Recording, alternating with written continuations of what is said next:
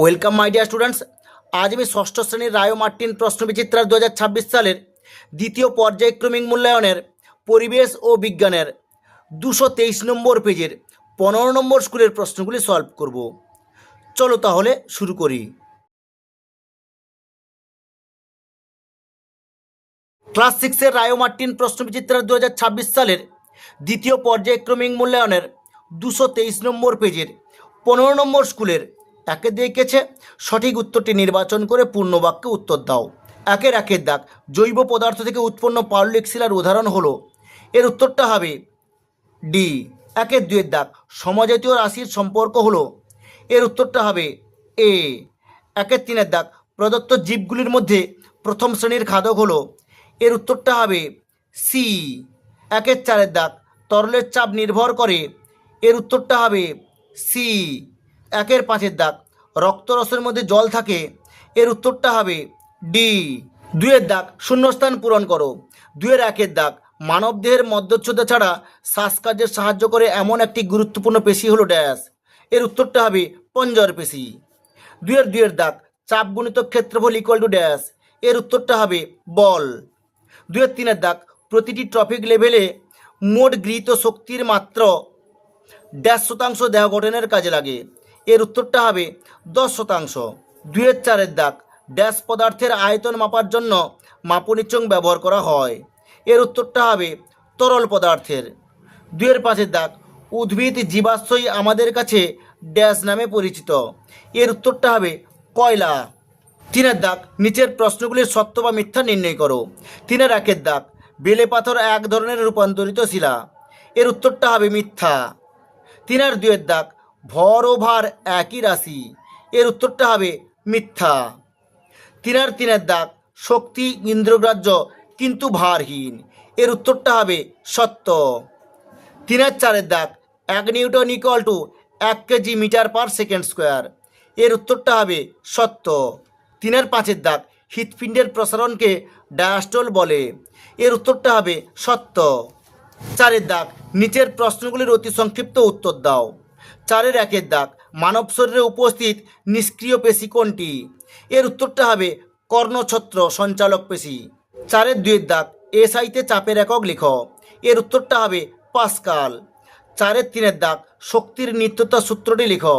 এই প্রশ্নের উত্তরটি তোমাদের পাঠ্য বইয়ের 95 নম্বর পেজে তোমরা এখান থেকে এইটুকু লিখে নেবে।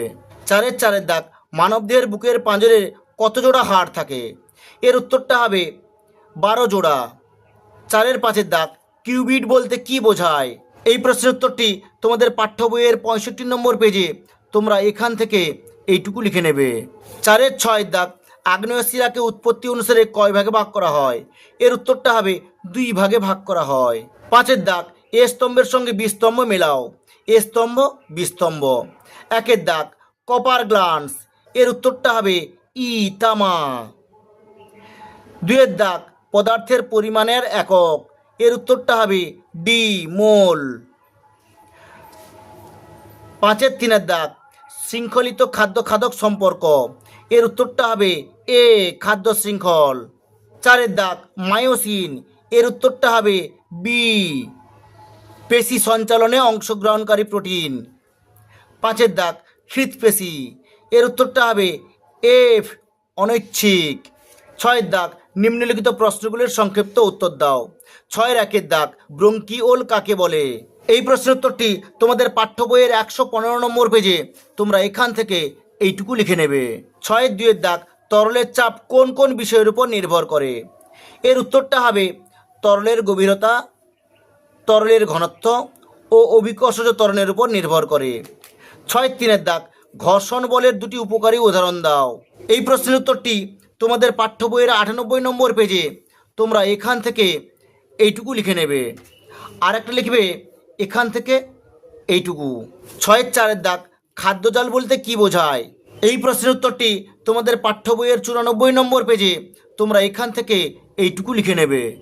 পাঁচের দাগ, প্রমাণ মিটারের সংজ্ঞা দাও, এই প্রশ্নের উত্তরটি তোমাদের পাঠ্য বইয়ের 66 নম্বর পেজে তোমরা এখান থেকে এইটুকু লিখে নেবে।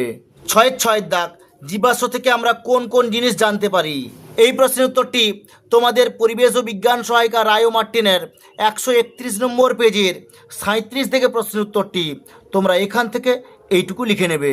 7 দাগ, নিম্নলিখিত প্রশ্নগুলির সংক্ষিপ্ত উত্তর দাও। 7 1 দাগ, কয়লার গুরুত্বপূর্ণ ব্যবহারগুলি লেখো। এই প্রশ্নের উত্তরটি তোমাদের পাঠ্য বইয়ের 61 নম্বর পেজে তোমরা এখান থেকে এইটুকু লিখে নেবে। 7 2 দাগ, শক্তি সংকট বলতে কি বোঝায়। এই প্রশ্নের উত্তরটি তোমাদের পরিবেশ ও বিজ্ঞান সহায়িকা রায় ও মার্টিনের 188 নম্বর পেজে তোমরা এখান থেকে একেবারে এতদূর পর্যন্ত লিখে নেবে। পরের প্রশ্ন, স্থলভূমির একটি খাদ্য পিরামিডের চিত্র অঙ্কন করো। এই প্রশ্নের উত্তরটি তোমাদের পাঠ্য বইয়ের 94 নম্বর পেজে তোমরা এখানে স্টেপ বাই স্টেপ একটা ছবি তোমরা দেখতে পাচ্ছ। তোমরা এই ছবিগুলোর নাম লিখবে না, কিন্তু প্রথম ধাপ, দ্বিতীয় ধাপ, তৃতীয় ধাপ, চতুর্থ ধাপ, পঞ্চম ধাপ, ষষ্ঠ ধাপ এগুলো লিখবে।